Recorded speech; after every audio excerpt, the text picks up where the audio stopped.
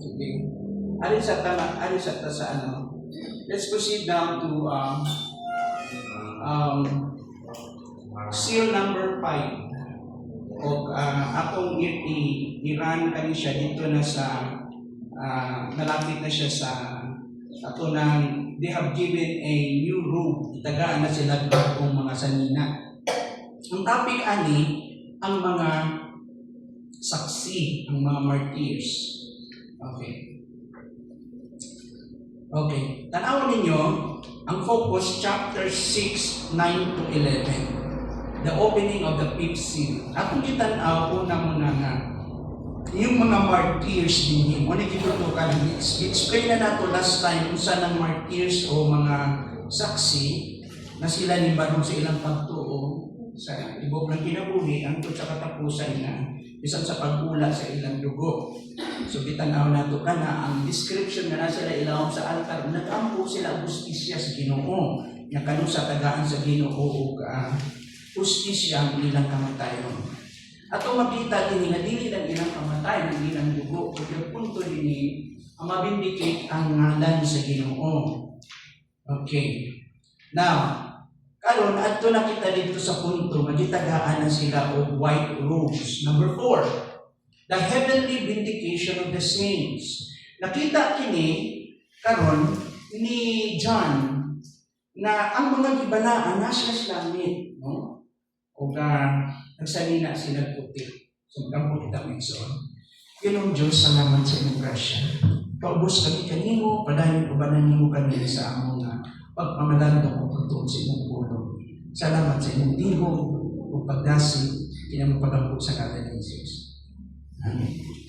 So kung ako makita niya mga igsoon, ang pananawon. No? Kini nga pananawon, kung atong tanawon, ang pananaw nga mga puti ang bisti na nagdanag, no? Nagdanag kini sa kadaugan. Mo kini nga simbolo nga kini mga tawhana, mga luwas kini sila gibalaan sa Ginoo. Nagmadaugon sila. Ang kapildihan sa ang kapildihan sa pagkamartir nahimong kadaugan. Sa mata sa kalibutan, ipamatay sila. Isipon nga kapildihan. Pero sa mata, sa langit, no? Sa pananaw sa langit, kadaugan ka to. Ang ilang kamatayon. Mao ka na maigsuon nga ang mga santos gibalaan nagipatay kaniadto karon nagdanag sila sa biski sa himaya. Ang ilang ng bisti, makita natin ka-reflect ang himaya sa Ginoo. Kaputli, no? Ang kaputi niya ng ilang pag-antos na himong kaputli ug dungog ug walay katapusan kadaugan. Ang kamatayon wala makapahilom kanina, wala makapakupok kanina. They are not being quiet by death. Wala makapahilom kanina, kundi kini nahimo noong pultahan sa bagong kinabuhi na mahayag. So mao kana mga igsoon. This is having a white robe. It represents that we are victorious. We are triumphant. Indeed, the book of Revelation, if you study the entire book, tells us that we are destined for the throne. We are destined for victory. Madaugon gud ang mga alagad sa Ginoo, ang mga sulugon, ang mga Kristohan nun, ang mga giluwas gibalaan. We are destined to be triumphant. Ug atong makita niya mga igsuon nga ang maong puti nga bisti nagpasabot sa pagkabalaan pinaagi sa halad ni Kristo. Now we have to understand this. Yung pagkabalaan nato, nadawat lang nato gikan sa Ginoo. Dili siya innate or natural or organic from us. It was simply bestowed or given to us. Kay Kristo ka na. Naalala ng akong explanation. Nasa dihang ikaw ipasay mo sa Ginoo, you are declared forgiven, justified. Ang pagkamatay ni Kristo na higpit, pagkamalaan niya, iyang gibutang sa imong kasing-kasing. Ito na, doctrine of salvation, connected na siya. Muna gitawag imputation of righteousness.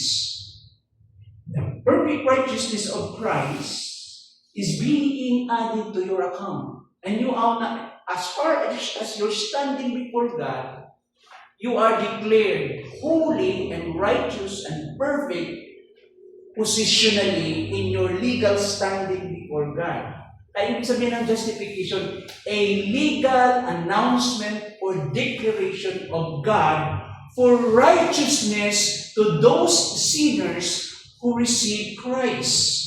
Katong mga makasasala nga aduna na relasyon kay Kristo, gideklarar sa Ginoo nga himpit na matarong sa ilang baruganan sa Ginoo. Why? Tungod kay pagkamatarong ni Kristo gipuno sa ato. Okay? Now, tungod ni Ana na atay bag-ong kinabuhi, ang atong paglakat sa bag-ong kinabuhi, demonstration o pagpakita ka na siya na naa ang Diyos sa ato, na si Kristo sa ato, o gitagaan pagbiyod niya kita katapos aron makalakaw na madaugon sa bag-ong kinabuhi. O diha sa bag-ong kinabuhi, ang ato namang pagkamatarong, tungod kay experiential siya ay progressive and processional. Kung pasabot ng processional, proseso and progressive siya. Na-development. Kaya mo po nga, your sanctification or righteousness first is positional, perfect na kas Ginoo, but as far as your daily walk, your experience, that is, you are still imperfect. You are still undergoing, experiencing perfection, pero wala pa ka na-impit. So you are growing in perfection, gatubo ka sa pagkamatarong. Okay, so experientially, sa iyong kasinatian, gatubo ka. Ingon ko nga, dili makahimpit, pero dili nakakapareha ka niya to 5 years ago, 10 years ago, 20 years ago. Dili pa kahimpit. Ang kahimpitan, itawag absolute, final perfection, 100% righteousness and holiness, spirit, soul, and body. Pagbalik na ni Jesus sa ato, yung day of resurrection, dito na ang kahimpitan. Dili lang siya positional, dili lang siya experiential, but that is a state of perfection. Ang kondisyon na ikaw, himpit na. Notice, unsa man karon epekto ana sa adlaw-adlaw ng kinabuhi. Buti pa sabot, ang imong sala o ang imong pagkamatarong dili makamaylos o makadugang sa pagkamatarong ni Kristo nga naa nimo. Agree? For example, nakasala ka karon, pangutana mo. Nakuhaan ba yung 100% na righteousness ni Kristo sa iyo? Wala. Nakaroon. Nagbinukutan ka. Nagmasinugtanan ka sa Ginoo. Question, nadugangan ba ang pagkamatay ng Kristo? Wala yan. So, kung say-say o gamit ng iyong pagsunod o pagkamasinugtanan, nagpakita kini na imong girepresent ang lihok sa Ginoo sa inyong kinabuhi. And the more God is glorified, the more you will experience greater joy and sense of satisfaction and fulfillment. And not only that, there is a Bema judgment. There is a reward. Kaya ayaw sige yung 90 years mo, 10 years, at 100 years mo din ikumpara sa eternity. Huwag pa'y labot tong earthly millennium. Kunya, notice, minong tagkapoy man, Lord. Sa kumuliho ko na lang.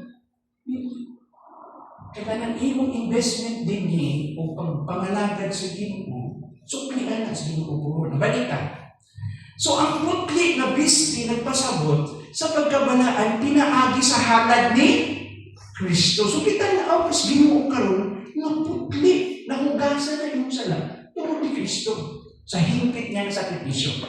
Ang kadautan human sa kasakit ug ang dungog nga gihatag sa Dios sa iyang mga tinun-an.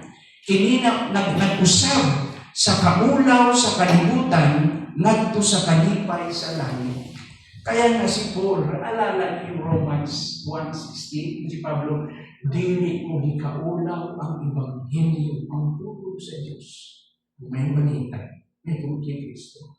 Kay kini ang gahom sa kaluwasan, una sa mga Hudyo, kunya dayon sa mga Hudyo. Notice yung language. So makita na po ang mga martyrs, ang mga witnesses, maupinin na kasi. Now, balik ko na to. Refresh lang ta. Tribulation martyrs. Anong ipatay man sila? Anong i-execute man sila? Tungod kay, because of the witness of the Word of God. Ipatay sila. Tungod kay ibarog sila sa pulong sa Ginoo. Ikaduha, because of the testimony they have maintained. Ang ilang pagkinabuhi. The witness of Christ's life and death and resurrection and coming. Ilang ikinabuhi ka na. Naalala niyo yung communion? Dalawang language ng communion, yung Lord's table. Dito ka nang mag-communion bitang Domingo. Ano sa language dito? Kay sa inyong pagbuhat ni ini, inyong gisangyaw ang iyang kamatayon, hangtod ang iyang pagpahalik. So we continue to live a life that witness the death and ang iyang kamatayon hangtod sa iyang pagbalik. Is death until His coming. Now, karon padayon tayo. More importante yung pulong sa Ginoo. Napapadi ang maigsoon, ha? Sa ito yung ni Jerome. Yung si Saint Jerome, importante ang pulong sa Diyos. Kaya kung ignorante ka sa Biblia, ignorante ka kay Kristo. Kay Jerome na. Yung si Jerome, ignorance of Scripture is ignorance of Christ. Kaya, kung saan ka tao makailang kay Kristo outside of the Bible, outside of the Scriptures, kung mo ka nang ikamat kayo mga martyrs, ang pulong sa Diyos. Nabalikan ba ninyo, kung inyong una-una sa Book of Revelation, martyrs at itong Gisgutan, Kalimtan ba nato ang giingon ni John sa chapter 1 verse 9? Talawang giingon ni John sa chapter 1 verse 9. Ako si Juan nga inyong suon, ingon nga sumusunod ni Jesus na ginambit kaninyo sa mapailubong paglahutan sa mga pag-antos na mudangat kanila na sakop sa ginharian sa Diyos. Gidala ako ngadto sa pulong sa Patmos tungod kay gisangyaw ko man ang pulong sa Diyos o ang kamatuoran na ipadayan ni Jesus. Muna hinundan ng mga igsoon siya. Gi-exile siya. Gilabay siya dito sa island of Patmos. Kung sa ato pa na yung penal colony ng Iwahig. Lifetime imprisonment kanunto hangtod na. Ipadala siya dito, 90 plus na siya. Yeah, normal as sa imong edad mo, tuktok ka 90 kapin. Ano sa magsugod ang panakit sa tiil? Mamatahan ko ninyo. So, ano sa magsugod yung mamanyos sa tiil? Kano sa? Ha? Kano sa? Di ba? Namatayan niyo ba yung mga elderly? 70, 80, sige na alas tiil. Kada gabi na, di nakatulog. Di ba? Muna na mga batiin. Kasi dyan, 90 plus. Duk pa dito ba ito ba? Kadinahan pa yun, ibutang pa yun sa dungeon. Kung palakaw siya dito, lakaw-lakaw siya. Kaya yun, kinabun mo siya, Lord. Siya na nabiling na buwi. At the close of the century, siya na buwi. Yanapay ito kasi bahay na bibilin si Pablo dito nga si Asia Minor. Kaya na nabiling. One time, in one occasion, labay siya sa mantika. Hindi na kugay kawa ba? I-torture na siya. Miraculously nakaikya siya according to tradition. So, ang gibuhat na lang labay siya sa Patmos. Pilang naka-impero diyan giagian. O dito higayon ng mga igsoon. Nabuhian si John nung ang Ginoo nagpakita niya. O ipakita kay John kung sa'yo ngayon nabo sa unahan. Muna katapusan ka ng mga dyan. O na ay hinungdan ng pagkantos. Na ay saysay ang inyong mga kitawag ni ini paglahutay, ang inyong pag-antos diyan sa Ginoo. Amen? Kung ka na as witness. So, witness for Christ by their death. Sa New Testament, kumukutong Book of Acts, kasi unang martyr sa Book of Acts, one of the deacons, Sa Acts chapter 6. Si James. O munang testimony ni Pablo. Gusto ko ikot yung testimony ni Pablo. Paano niya binigyan ng reference si James sa Acts chapter 22? Manibalog si Pablo. Sabi ni Pablo sa Acts 22 verse 20, "Og sa diyang gipatay ang imong saksi nga si Esteban, nagtanaw ako ug miuyon nga patyon siya samtang gibantayan ko ang mga kupo sa mga nagpatay kaniya." Kaya nga maintindihan niyo nga si Paul, he was so humble enough to say, I am the least of the apostles. Ako pinakaimit sa mga apostolis. Dinigani ko ang yan. And I am the worst of sinners. Ako ang pinakaunsaman. Pinakadautan ng makasasala. Kaya nga naman, palahong upas Pablo, tanaw na ito din. Nga nung ditanaw niya ito, galingon nga, worst of sinners. Nga nung ako man, ang akong pagtanaw sa kagalingon, akong pinakadautan na tao naman. Bottom line. Ang binutos ni Pablo, Christians. Pero bago siya nibiya sa mga simbahan na yan, the last point of his life, ningon siya, inosente ko sa dugo, sa mga sunugoon sa Ginoo. Kasi nahimo niya ito, tungkol kay ignorante ba siya? Tungkol lang ito siya ang kainit sa iyang reliyon. Abi niya yan gibuhat para sa Diyos. He's doing those things out of ignorance. Kaya nahimo niya. With good intention, abi niya sa Ginoo niya gibuhat. Narasipiyan siya. Kaya nga ang Ginoo kinangulan, dakpo na siya sa Ginoo. Kinamit po sa Ginoo sa ikinabuhi. Tanaw mo, kita nang ganyan background. Sa ini panghimo, ang kita nang Ginoo, ang plano sa Ginoo siyang kinabuhi sa sinundanan. Remember the road to Damascus? Pero imo na kita nang ni Pablo.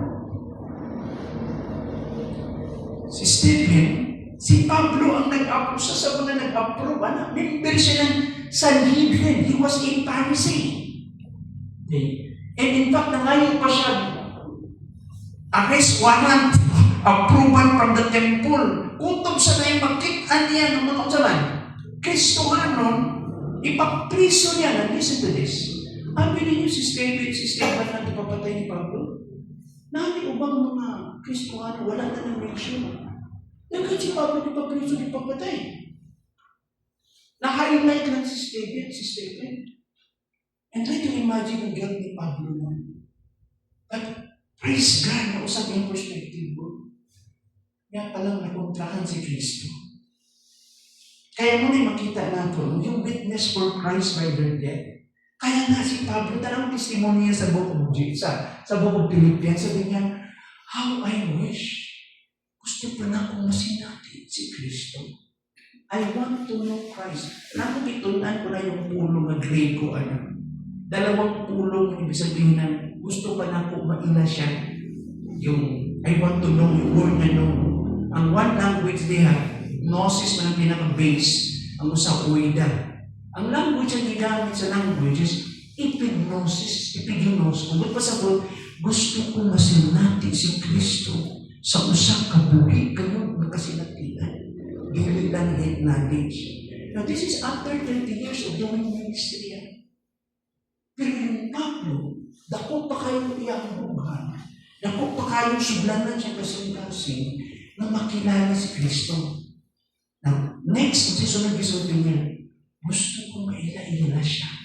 Ang iyang kamatayon, may sama sa paagi sa iyang kamatayon, na makaambit man ko, bisan sa iyang kamatayon, o sa iyang pagkamatayon. I want to experience that. Kasi ipangayon ni Pablo din at death of a? Anong kamatayan ni pangayon ni Pablo din I have the pleasure and delight, Lord. Yung makasinati. Tangan halos na mga apostolis namatay in a martyrs. Death, si John lang ang walang namatay. Kung tunanin niyo yung story ng apostles, tradition, especially sa tradition, yung oral traditions, diyan nila, ay grabe. Martyrs sila na.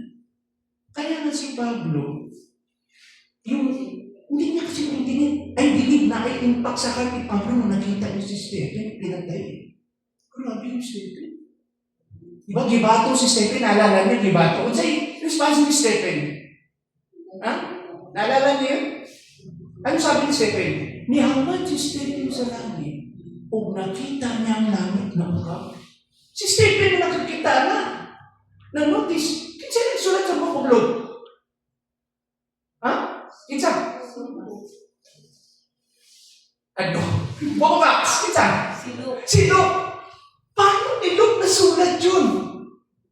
Na hindi man siya original disciples. He was not an original apostles. Later naman siya na born again. Kauban lang siya dito sa mga missionary to nila ni Peter o ni Paul. Ito na yung oral account. I-collate ni, i-guide sa ng Espiritu. Ano ba may tabo ato? Istorya dito ni Stephen. So may mga tao na kauslo. Yung katuwa portion na to, yung testimony ni Stephen, yung paghamay niya sa langit, nakita niya si Kristo. Kabalo mo sa description ni Stephen kay Jesus. The El Gibor, the Almighty God. Pagkakita niya kay Kristo, samtang ibato siya, di niya mabati yung pain. He was really comforted by God. Oh, what a kind of grace. Nagibato ng kapit niya ng pain. Ang napiling gracious Ginoo. Natanaw ko yung balos. Ang mahal pa sa iyo ng grasya. Can you imagine that kind of word? Kung wala ka tagay grasya.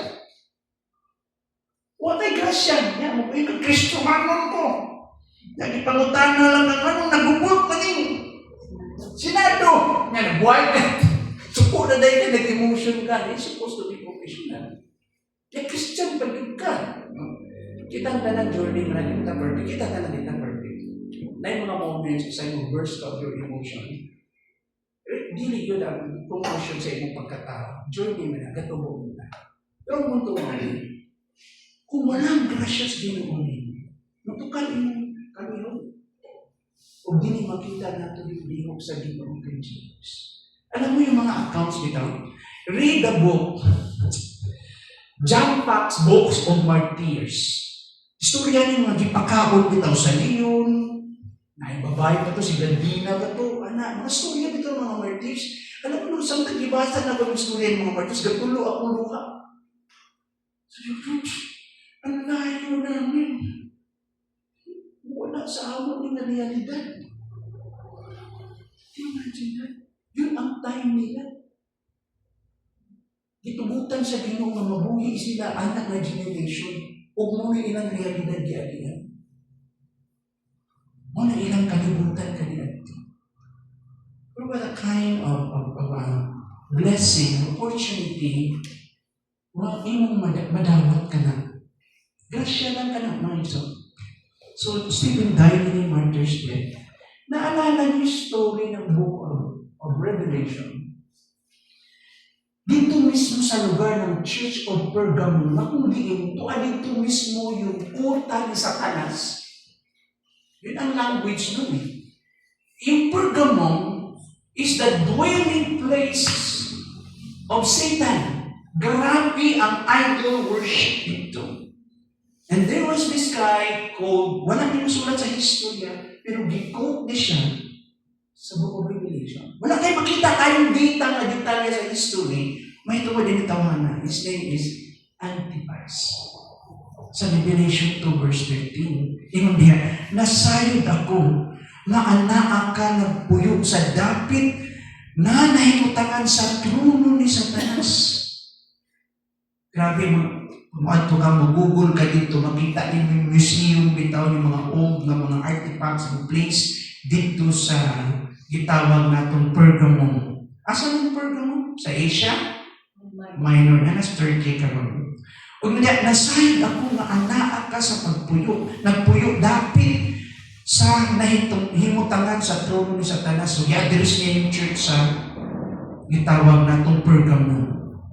Nang matinud-anon ka kanako, o nagpadayon sa pagtuo kanako, bisan sa panahon na si Antipas, ang buutan kong saksi, gipatay sa dapit na gipuy-an ni Satanas. We're talking about martyrs.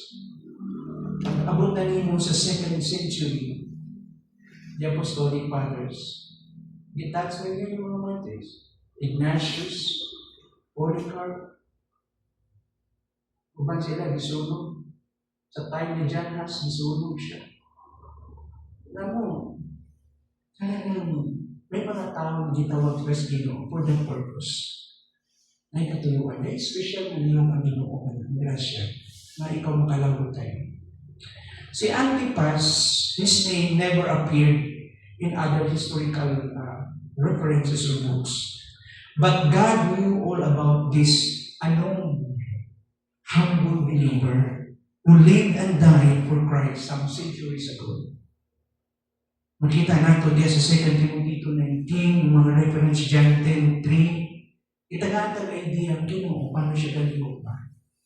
Now, gano'n, kung inyong tanaw naamata sa chapter 6, no? Isgutan na to ang mga martyrs. Kung mutabog ka kadiyot sa Revelation 17 verse 6, tanawang gibuhat ng kalibutan sa mga martyrs. Ingon diha, ang connection ng chapter 6 verse 9, when he opened the fifth seal, I saw under the altar the souls of those who had been slain or killed because of the word of God, the testimony they had obtained, the martyrs. I-connect mo siya sa Revelation 17 verse 6, kung siya gisulti, I saw the woman, nakita ko ang babae, the world false religion. Ang babae ito represent sa false religion sa kalibutan. Kung sa iyo what ang false religion? This false religion was drunk with the blood of the sinners, the blood of those who bore the testimony of Jesus. When I saw her, I was greatly amazed or astonished. Dinigipakita ni John na daghang mga na-martyrs sa panahon ng tribulation ug ang nagpatay mismo sa mga martyrs, gitawag natong the one world religion. O gitawag natin false religion. Alam mo, karong panahon na, barog ka sa truth. Usahay nakas minority. Ay ang pangutana mo ni si James sa chapter 4 verse 4, lahat ng application may isawan na. Kung nagpalibot ko nun mong mga tao, unbeliever, o ganahan sila, magpalibot nimo, amigo ka sa kalibutan. Pero kaaway ka sa Ginoo. Nagkanus ang nato na siya, usbon na perspektibo. Ba't pasabot na kauban mong kalibutan, kanang ang ilang gawi, ilang kinabuhi, ang ilang mga prinsipyo pamaagi, okay lang sa iyo. Okay lang ka. Kunya, ang nasacrifice niya, kaaway na itong Diyos. Sabi pa nga ni Abraham Kuyper, he is your friend who pushes you nearer to God. May imo siyang amigo, siya na tao na maoy mo tulod kanimo sa Ginoo. Karon, katong mga tao nga tutulod nimo sa Ginoo mo to'y tinuod na amigo. Pero katong mga tao nga ipalayo ka sa Ginoo, uy, ito nimo amigo. Right, okay lang na. Sige. Kasabot ang Diyos. Hindi tinuod na friend. Di ba ka tinuod na sultihan? Napamutan na ako in application. Kumusta ang atong pagsaksis Ginoo karong panahon? How's your witness for Christ today? How do we live our faith? Sa unsang pamaagi nato gikinabay ang pagtuo sa atong mga relatives o mga higala, in our workplace, atong trabaho, kung estudyante ka sa eskwelahan o sa community, sama sa kapaniyan. Antod ka sa abag ka, sama sa tabalo, sige lang kang tugon, para mahimuot lang yung mga kaila, amigo, mga parlit. Sige kang tugon. Ikaw sige kantos, kung isa ka sakit na inyong lugar, para lang malipay sila, mahulin mo sila. Pero ikaw, nakaugas, ginoo, kakapalayo sa iyong kabalo, ka na kompromiso. Kakano sa abag ka, may mga stop it! No? You have to draw the line. Anyway, bisan kasama ko pagkabuutan sa inyo, di mo po'y makaluwas dito. Bisan pag magbinuutan, bisan pag i-place na po mo, di man ako maluwas. Di mo na maka-attract sa inyo. The only way that you can be attracted, pag muli mo lang espiritu, sa akong kinabuhi, kagalang tao, masinundan sa Diyos. Nakan sa kayo mo start. Di ba? Muna, kay wala, take a home. Next. Do we really practice the model, okay? And practice and model the Christian life sama sa mga martyrs? Pinaagi sa atong sinultihan, lakaw sa kinabuhi. By our talk and walk, are we becoming more godly in our relationship with others? O pag natapok na sa ubang Kristohanon, nawa ang atong spiritualidad pagka-Kristohanon. Can they see Christ in us, in our attitude and behavior? Pag tanaw tas mga believers, may ba sila na Christian na ginuuan na? Tinidanay na mga tao. You are now a martyr, a witness for the word. Sabi nga sa 1 Corinthians 6, 9-10, sa New King James Version, ito bukat ka may iso. Okay raw. Ito buta ka ayaw bertanan. Hindi. Ayaw pagpailan. Ayaw pagpalimbog. Do not be deceived. Ang mga, sa English pa, sa Bisaya pa, ang mga unsaman, fornicators. Kapag si fornicators sa Bisaya? Fornicators. Okay. Ang mga mahilawas nun. Fornicators, nor idolaters, nor homosexuals, nor sodomites, will inherit the kingdom of God. Kasi po ito niya, ayaw mo pagpanimbog.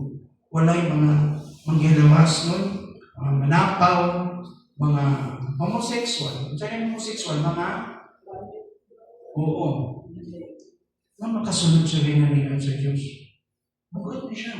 So na yung pamaagi ko sa pagpakita na tos gugmaan ng mga tawhana, pero ipakita yun na itong kahayag ng gugma as witness. Because that's the only way to provide a bridge na ato silang matabangan sa Ginoo. Kung gitagakas Ginoo kabugaton, o tinguha ngay ampo sila, might be you are God's instrument to reach out to them, pero siguraduhin ng Ginoo maiyang lisuon sila. Amen? Makaroon. Mangutana ko sa prayer ng mga naasa angkat ng mga saksi. Sa inyong muna-muna, ang prayer nila na mahitungod sa pagpanimalo sa Diyos, ginagawa ba sa Bible na? Lord, kanus apa ka, manimalos, ang among dugo, kanus anya mo taga-justisya. Is the prayer for God's vengeance acceptable in the Bible? Atong tanaan ka diyan. Ako na-expound kay gamay. Kasi kung imong tanaan din, di ba, ingat na sa Ginoo, ayaw manimalos. Kaya ang Diyos ang maoy, mubalos. Vengeance. Ang language na vengeance is ekdikisis. Nagpasabot kini na unsa man. Wala justisya. That which advances out of justice. Ug imong diya mga igsoon, ang maong vengeance mga igsoon, gitudlo ni sa Biblia. The word is most frequently, balik-balik siyang gigamit, may tungod sa ang pagpanimanos iya sa Diyos. Is God's vengeance. Romans 12 verse 19, Hebrews 10 verse 13, iya sa Diyos. Ang justisya o ekdikio o justice nag-iiskutan sa Biblia ay mga language kini na iya sa Ginoo. To vindicate, defend, or claim, or support, or justify the person's right, iya ka na sa Ginoo. Vengeance, it is used in Revelation 6 verse 10, yung prayer nila, Lord, Kanus ani mo tagaan o hustisya ang among dugo. In Revelation 19 verse 2, is the act of God in avenging the blood of the saints, the martyrs. Gipakita din nga pinilihok sa Diyos na siya ang manimalos para sa mga gibalaan. In the divine exercise of judgment, there is no element of vindictiveness. In other words, nung nag-ingon sila, Ginoo, kanus ano mo taga-justisya ang among mga dugo. Dili nagpasabot na vindictive sila. Na sila bitter, galagot sila. Ang issue din ang himaya sa Ginoo. Ang pagkabanaan sa Ginoo. Ang justisya ng pagkamatarong sa Diyos. And Lord, this will reflect you kung dili kini makitaan ang justisya. Because you are God and you are just. So the divine exercise of judgment, there is no element of vindictiveness, nothing by way of taking revenge, na ibutang nato sa atong kamot. Naa ka na sa Ginoo. Vengeance is the act of divine justice. Lihok kini sa Diyos. Which will be meted out. Gitagaan ng sakto. Sakto nga. Gitawtong. Yung word ng meted out, yung appropriate o fitting o insakto nga banos o justisya. So vengeance is the act of divine justice which will be meted out to those who do not know God. So mga tao kaila sa Ginoo, o wala nagsubay o nagsunod sa Ebanghelyo. When the Lord comes in flaming fire at His second advent or second coming, ang maong vengeance ihatag niya itong mga tao na wala nagsunod kanyang sa iyong puno. Kaya nga, basic yung ato makuha din yung application. Ang atag sala o violation, dili kini maka-eskapo gikan sa pag-abot ni ini umaabot na paghukom. Every sin and violation cannot escape from the coming judgment. I would like to reiterate that. Every sin, matag sala, and violation cannot escape from the coming judgment. Gumawa na ang prayer ng mga saints. Lord, exercise your justice. Yung ilahang pag-express, saying, how long, O Lord, holy and true. Kanus ang Ginoo. The tribulation martyrs actually asked in prayer when the tribulation would end. Kanus ang mauman kining tribulation, kay naghulat na kami na ibindikit nimo ang among dugo, ang ustisya nimo imong ipakita when the tribulation would end and when Christ would come. Kano sa moabot ang Ginoo? Mao kanang kita nato sa Revelation 6 verse 10. They called out in a loud voice, how long, sovereign Lord, holy and true, until you judge. The word until. Ito kanus until you judge the inhabitants of the earth and avenge our blood.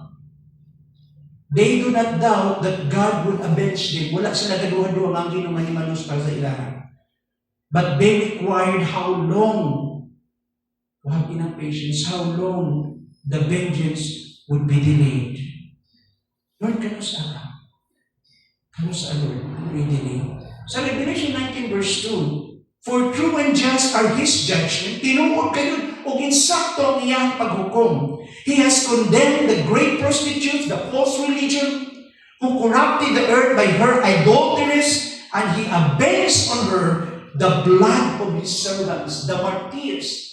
Ang Ginoo mismo, maoy, manimanos sa dugo sa iyang mga gibalay. Ano man natin makita?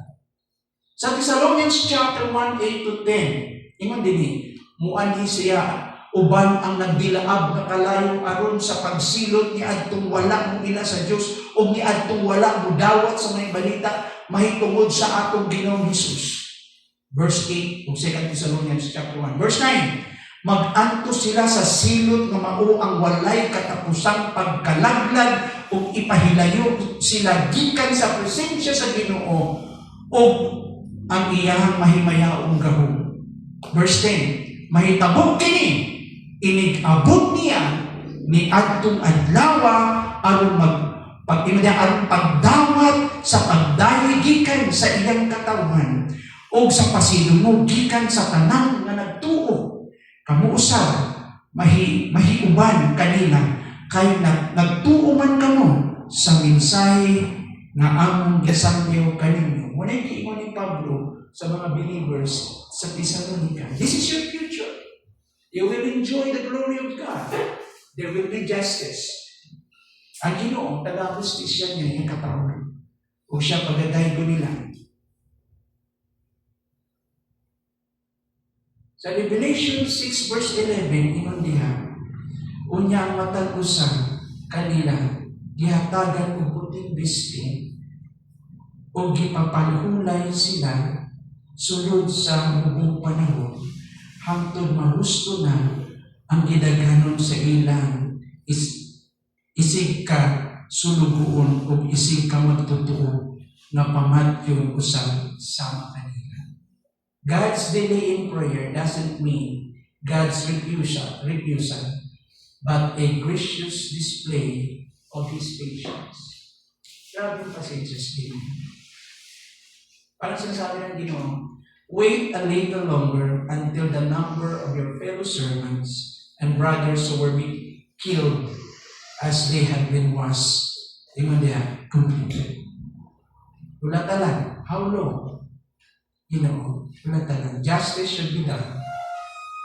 And that the government of God should be vindicated or defended. How long are you going to judge the inhabitants of the earth? Kamusta, Ginoo? The redeemed in heaven will continue to pray, Lord, how long? The reference to things of the earth, but it may be fairly concluded from this that there will be a real remembrance of the wrongs of the persecuted. Wala nalimot ang Ginoo sa iyang mga anak.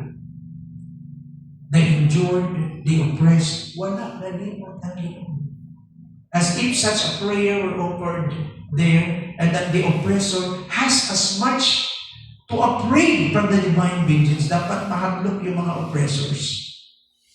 Yung punishment, as if those whom He has endured should cry in heaven to God, who hears prayer and who takes vengeance. Dapat mahadlok sila. Ang mga butang naghihimo nimo nasayop sa mga anak sa Ginoo. The wrong done to the children of God, to the orphan, to the widow, to the oppressed, to the slave, to the outcast, will be certainly remembered in heaven. For every act of injustice and oppression goes to heaven, pleads for vengeance. Alam mo, sa totoong laban dito sa kalimutan, ang pobre mo ng kanunay ng alkansi. Dahil nagtarong ka, yung mahihila ka sa Ginoo. Wala na ba yung justisya? Na Kristowan ka. May mga Ginoo. Pasensya lang gamay. Pasensya lang gamay. I stretch no patience. Daghan pa ang aming kailan. Ulat lang gamay. But your prayers never be forgotten. You will be remembered. Nakita ng langit siya. Mga Diyos, ang Ginoo. Matarong. Makatarungan siya. Martyrdom is a divine appointment. Ngunit katapusan ako. Hindi na Diyos mahimo ang martyr. Ang man sa atin, that is a gift. Kasi ka namin yung martyr taas sa kamo. Wala ka taas. Minsan ako, di ko ganahan mo taas ko. May nag-ibin ako in a narrower sense. So, may yung tag-martyr. Ganang, itututan sa Ginoo kayo, wala mo yung dugog-tugod sa iyong magsunod ba? Iluntos ka. Is it it? Tanawang verse 11, di na nakabasa ko balik. Kumplituhon lang si Ginoo ang numero ng mga kamatyon pa. So, na ay number, Ginoo. Pangutana. Di naman kay kalukoy itong naapil, ang point lang dito na yung purpose sa Ginoo. Gidetermina sa Ginoo atong kinabuhi, ang direksyon sa atong kinabuhi. Basahan ko ba niya? God's determined our life's direction and as well our life should end. Now listen to this. Bugat na siya na statement. Ikuha na akong idea sa Psalm 139 na ang tanan ni mong mga adlaw na sulat na sa libros Ginoo, bisan wala pa na itabo. Ang Ginoo kabulo sa imong kinabuhi, ang iyang kahibalo dili pasin. Pag wala ng Ginoo nasayod ko, tibot pa sa butong Ginoo gapuyo sa dapli. Di yun ang, that is not the proper understanding of the Lord knows. Pag mo yung ganyang Ginoo, the Lord knows, it means God's determined it to happen. That is why He knows. So ang kanyang, yung may itong prescience o may itong foreknowledge happens because in advance He predetermined it. He appointed it. Gibutan niya ka na, maunang nasayod siya. Napano? Ikaw ng Ginoo, ako yung nakabalo sa iyong direksyon, sa iyong kinabuhi, sa sinugdanan. Kung ako po'y kabalo sa istorya, kano sa amang end ang iyong kinabuhi. Amen? Nabi aksidente? Naula?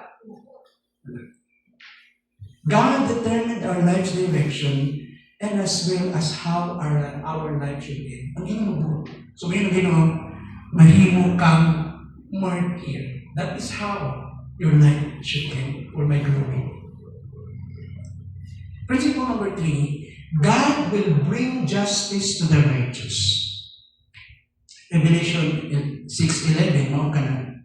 Muna punto ng white robe.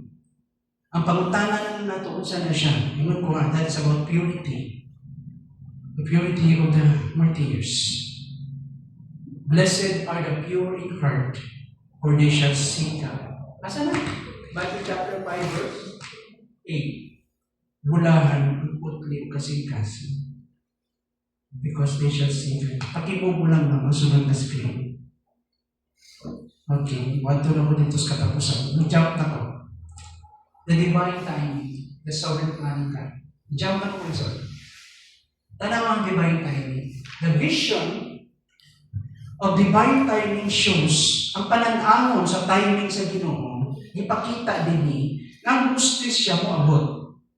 But only God's perfect plan. But in God's perfect plan. Balikan ko. The vision of divine timing shows that justice will come, but ito yung contrast, only in God's perfect plan. Sumot pasabot, na ay justisya, pero sigurado siyang moabot, pero sa takna na gustos Ginoo sa iyang plano. Nagpahinumdum ka na to that history is not random or happen by chance or ruled by impatience na nagdali ang mga tao o lihok sa tao, but unfolds, giaglihan kini ang maong mga events in history under the sovereign hand of the Almighty. That's God's will. Alam mo yung Ecclesiastes, yung wisdom ni King Solomon, o King Ecclesiastes 3 verse 1. There is a time for everything, a season for every activity under the heavens. Dahil panahon ka na, tanan. God's timing governs all events, including suffering and vindication. Ngayon na ginawang suffer now, sige na, be patient. But one day, the joy will come. Ito imagine yung ginawa. And well done, good and faithful servant, and enter into the joy of your Lord. Tanang mga Habakuk, though it linger, wait for it. Though usahay mo, stay pa, yung kayo. Wait for it, hulata. It will surely come and will not delay. Justice may seem delayed, but it is never denied. Balikan ko. Ang justisya, murag tanaw ni mo, nadilatar siya, nadugay siya, pero dili siya gilimtan sa Ginoo. Gidinay sa Ginoo. Tanaw ang 2 Peter 3 verse 9. God, the Lord is not slow in keeping His promise. Dili ang Ginoo zaman. Naawahi, nadilatar sa pagtuman sa iyang saan. As some understand slowness. Sama sa ato, kung siya nasabta nato yung tao na lax lazy. May mo na itong dilly-dallying. Instead, he is patient. So, kung karoon ka, Ginoo, lihok na. Hindi. Ang ginutaas ang pasensya. Divine delay is mercy, allowing more to repent before judgment falls. So, kung di ka sabot, kung ginuwala pa ni Bali kayo, magpasalamat ka. Amen? Ano magpasalamat ka panta? Tungod kay ang Ginoo, itagaan ng space ng mga tao kalibot pa sa makailan niya. Galatians 4 verse 4, but when the set time had fully come, ito yung language ng gospel, yung pag-ani ni Jesus, yung first coming niya. God sent His Son. Nasitak na yun. Even the incarnation, the coming of Jesus into human body, was perfectly timed, showing that God's purposes are never rushed. Di ka dali ang Ginoo. May oras ang Ginoo. Karoon nakatama ka sa loob. Di ba? Nauna ka. Karoon nakatama ka sa loob. Ano ka na yung mabutan? Ano ka na? Ginugay mo best Ginoo niya. Diyan pa niya abot. Tapamati ng late na. Kung ano yung panahon. Nakita niyo? Di ba usahin natin mga mahuna-hunaan ba? Nakay mga sikyan, no? Kita ka na sa Ginoo. Unta, ganito, ganyan. Kaya naman tayo mga nindot ng mga itawag itong pamati na ito ay mga logical creatures na ta. Reasonable creatures na ito ta. Rational na itong mga unang-una. So, mga practice tayo sa mga butang. Pero usay di ka kasabot sa Ginoo ba? Example ako. Pero Manila man ang tako. Ano na-consume na akong life sa Visayas, sa Mindanao? Ay, susi, dapat sa Manila ako. Diba? Nadiri lang yun. Nga naman, okay, na usahay, di ba? Nakaiwan mo mga dreams o pangalan mo. Walang natuman. Kanyang wala, di mo muna-hunaan ang mahitabo, may nahitabo. Would you agree with me? Kasi dinti ka na.